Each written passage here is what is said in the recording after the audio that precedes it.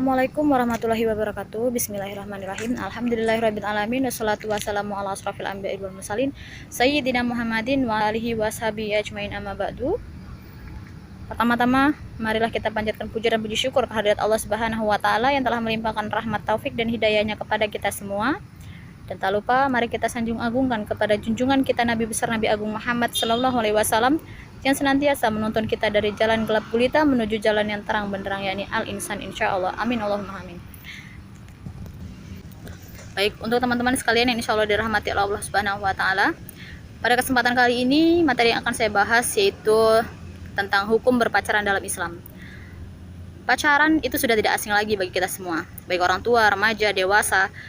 Mereka semua sudah mengetahuinya, bahkan anak-anak pun sudah mengetahui dan bahkan banyak yang menjalani proses pacaran tersebut. Tapi apakah kalian ketahui pacaran itu apa, teman-teman?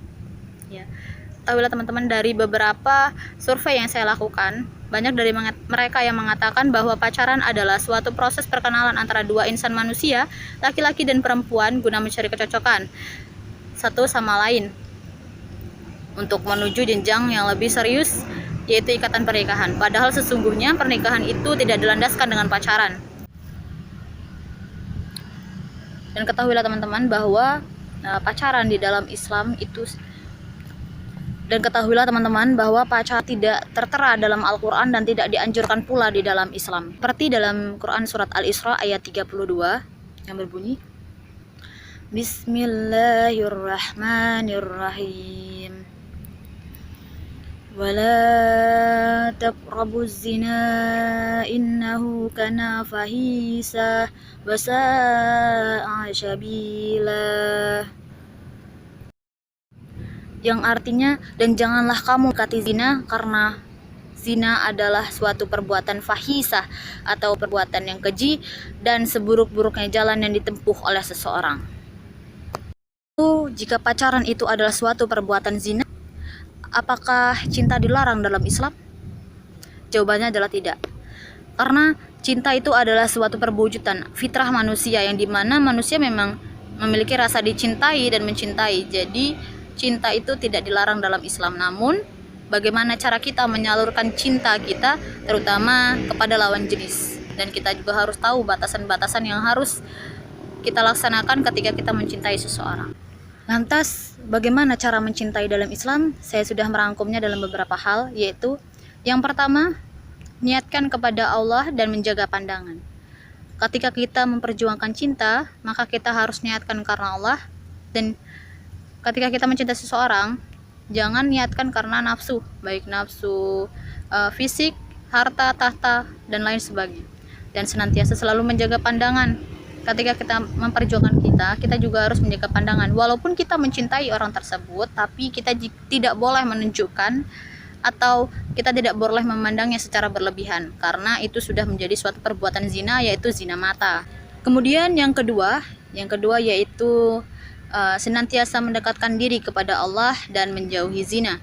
Ketika kita memperjuangkan cinta khususnya, kita harus melibatkan Allah dalam segala urusan, apalagi memperjuangkan cinta. Dan ketika kita memperjuangkan cinta, kita juga harus selalu menjaga menjauhi zina, baik zina mata, zina hati, zina perbuatan, zina pikiran, zina mulut, dan lain sebagainya.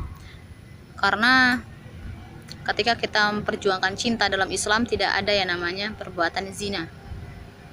Yang ketiga yaitu kita menjalankan sholat istikharah dan selalu memperbaiki diri.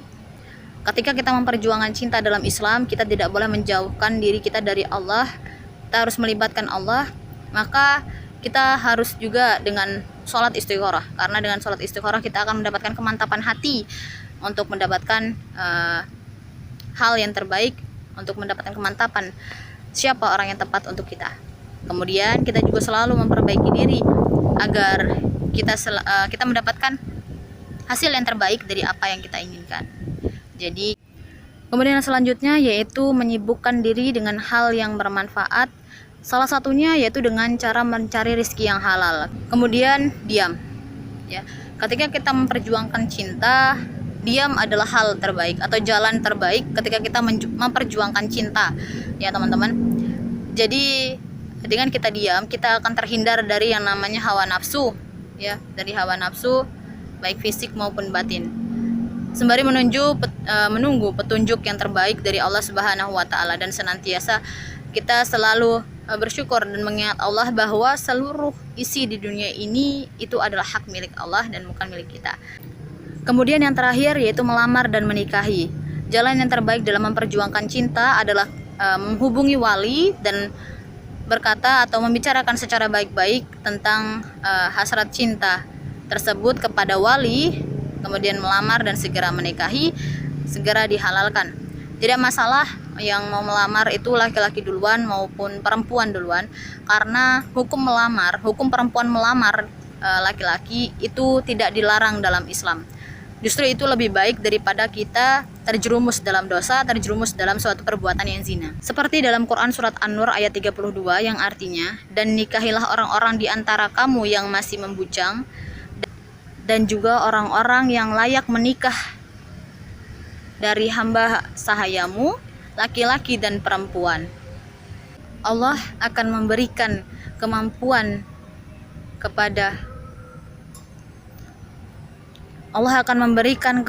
kepada mereka dengan karunia-Nya, dan Allah Maha Luas pemberiannya. Quran surat An-Nur ayat 32. Baik, demikianlah pengetahuan dari tausiah yang dapat saya sampaikan. Semoga dapat bermanfaat untuk kita semua dan dapat kita aplikasikan dalam kehidupan sehari-hari, dan juga kita selalu senantiasa menjauhkan diri dari perbuatan zina, salah satunya yaitu menjauhkan diri dari yang namanya berpacaran, memperjuangkan cinta dengan cara yang diridhoi oleh Allah Subhanahu wa taala, yaitu dengan tidak berpacaran. Subhanakallahumma wa bihamdika asyhadu an la ilaha illa anta astaghfiruka wa atubu ilaik. Allahumma fiq ala wa mitorik. Wassalamualaikum warahmatullahi wabarakatuh.